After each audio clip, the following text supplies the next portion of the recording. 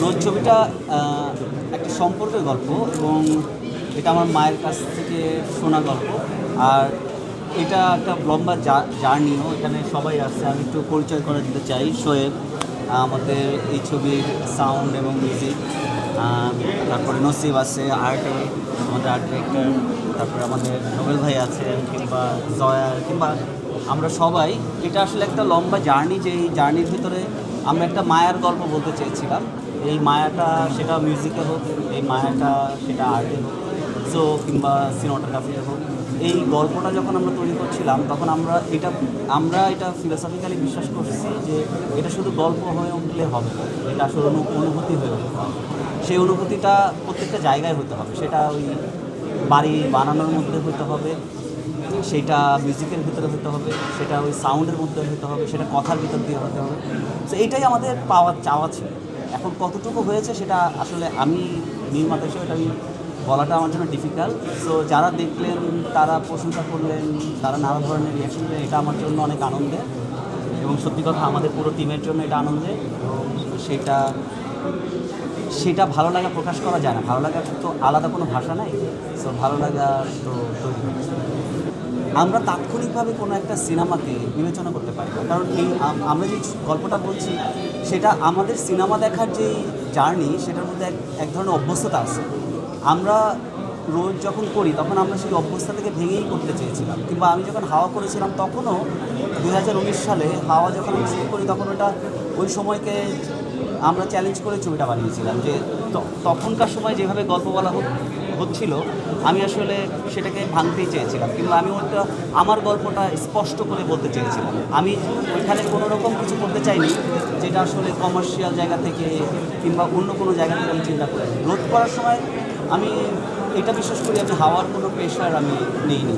এবং ওইটা রোদের যে বিষয়টা দরকার ছিল, রোদে আমার রুমকে দরকার ছিল, রোদে তুষিকে দরকার ছিল, রোদে আমাদের পান্নাকে দরকার ছিল, এরকম রোদে জয়েরকে দরকার ছিল, নসিবকে দরকার ছিল, শোয়েবকে দরকার ছিল, আমার যাকে যাকে মনে হয়েছে। এবং এটা আমার টিম সজল আছে পিছনে। এই প্রত্যেকটা জিনিসই আসলে আমার খুব এলিমেন্টের জায়গা থেকে খুব প্রয়োজন, মানে এই চরিত্র থেকে শুরু করে গল্পটা।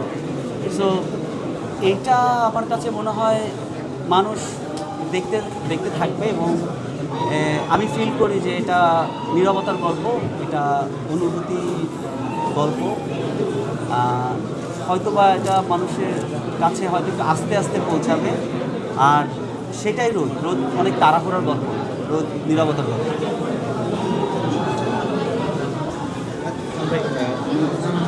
আসলে এখন তো বিশ্বকাপ মৌসুম চলছে, আমরা কোন বল সেটা নেই, এটা আসলে সিনেমা হলে করবে কিনা অনেকে বলছে। এটা আমাদের প্রডিউসার বলতে পারবে, আমি এগুলো নিয়ে ব্যাখ্যা করি না। কারণ টাকা পয়সা, তারপরে ওয়ার্ল্ড কাপ, সময়, এগুলো আমার অন্যরা বলবে, আমি তো এগুলো বুঝি না। রোধ করলাম ওর যে আকাঙ্ক্ষা, যেহেতু নিজে মিউজিশিয়ান এবং শব্দ ওর সবসময় ওর কাজে এক ধরনের বড় অংশ জুড়ে ভূমিকা রেখেছে, ওর কাজগুলোকে ডিফাইন করে। তো এখন এই পরিসরে একটা সিনেমার এখন মিউজিক ব্যাকগ্রাউন্ড স্কোর করেছি, সেটা করা যায়, কিন্তু শব্দের ব্যাপারেও যে আমি এবং আমার সাথে আমি আরও দুটো মানুষের নাম নিতে চাই, আমার দুজন কলিগ, সজীব রঞ্জন বিশ্বাস ওই সিনেমার লোকেশন সাউন্ড এবং সাউন্ড ডিজাইনার, আর রাজেশ সাহা আমার আরেকজন কলিগ, ও এই সিনেমার আরেকজন সাউন্ড ডিজাইনার, এবং আমরা তিনজন মিলে একটা ছোট স্টুডিওতে বসে, আমাদের একটা ছোট্ট স্টুডিও আছে, সেখানে বসে আমরা চেষ্টাটা করেছি। এখন এইটা রোদ আসলে আমার ব্যক্তিগতভাবে একটা লার্নিং কার্ভ। আমরা চেষ্টা করেছি যতটুকু ছবিটা আসলে যতটুকু ডিজার্ভ করে, সাউন্ডে ডিমান্ড করে না, রোদ শব্দ দিয়ে যতটুকু ডিজার্ভ করে রোদ হয়ে ওঠার জন্য, তো সেই চেষ্টাটা আসলে করেছি। আর সুমনের ক্ষেত্রে এতটুকুই বলবো যে ওর যে আকাঙ্ক্ষা, তীব্রতর আকাঙ্ক্ষা, যে প্রতিটা ডিপার্টমেন্টেই ও যেভাবে ওর ফেলো কোলাবোরেটর কলিগদেরকে যেভাবে পুশ করে ক্রিয়েটিভ ওয়েতে, পজিটিভ ওয়েতে, যে আমরা যতটুকুতে ভাবি যে এটা হয়েছে, কিন্তু সুমন আসলে হয়তো তার সাথে আরও একটা কিছু অ্যাড অন করতে চায়। এই যে 1.5 বছর ধরে এই কন্টিনিউয়াসলি একটা প্রসেসের ভিতরে থেকে আমার কাছে মনে হয় যে রোদ আমাকে এবং আমার যে টিমটা, আমরা এতটুকু আত্মবিশ্বাস পেলাম রোদ করে, যে আমরা আমাদের ছোট পরিসরে অনেক সীমাবদ্ধতার ভিতরেও যদি হৃদয় দিয়ে কাজ করি, স্বপ্ন রাখি নিজেদের কাজ নিয়ে, তাহলে হয়তো মানুষের এক ধরনের মুগ্ধতার কারণ যে শব্দ হয়ে উঠতে পারে। কারণ জোয়ার এখানে ইজ দ্য সিনেমাটোগ্রাফার, আমরা ভিজুয়ালটা তো দেখি, চোখে দেখা যায়, সো এইটাকে কানেক্ট করাটা মাচ মোর ইজিয়ার।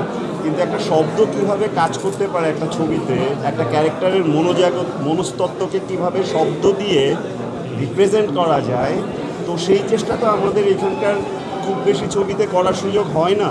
রোজ যেহেতু সুমন এই আস্থাটা আমার এবং আমার টিমের উপরে রেখেছে, আমরা ওকে আসলে ওই আস্থার প্রতিদানটাই দেওয়ার চেষ্টা করেছি। আমরা ওকে ডুবাতে চাই নাই যে না ও একটা ভুল ডিসিশন নিয়েছে। আর বাকিটা তো যারা দেখছেন তাদের অ্যাপ্রিসিয়েশন ডেফিনেটলি অনেক ভালো লাগছে। এগুলো তো ঝামেলা আমার না ছবি সত্যি কথা বলতে মাঝখানে ক্যামেরা আমি সবসময় চেয়েছি যখন ছবি হবে যেন আলাদা করে না বলা হয় যেন ছবি অনেক সুন্দর। যখনই বলা হয় ছবি অনেক সুন্দর, তার মানে আমি আমার কাজ ঠিকভাবে করি নাই আর কি। Because I should be gone, they should come, they are Shoaib ভাই যেটা একটু সুন্দর করে বলতেছিল, বেসিক্যালি আমি তো শরীরটা দেই, শরীরটা আনি পুরো সিনেমার, আর শোয়েব ভাই মানে শব্দ হচ্ছে আত্মাটা দেয়, এটা আমার মনে হয়। এবং তারা বাকিরা হচ্ছে ওই জিনিসটা পুরো কন্ডাক্ট করে, আর উনি হচ্ছে সিম্ফনির কন্ডাক্টারটা আর কি। তো শব্দ, শরীর, আত্মা, প্লেয়ার অ্যান্ড কন্ডাক্টার, সো আমরা সবাই মিলে একটু একটু করে চেষ্টা করছি অনুভূতিকে ধরার, গন্ধকে ধরার। কতটুকু পারছি কতটুকু পারি নাই এটা আপনাদের কাছে।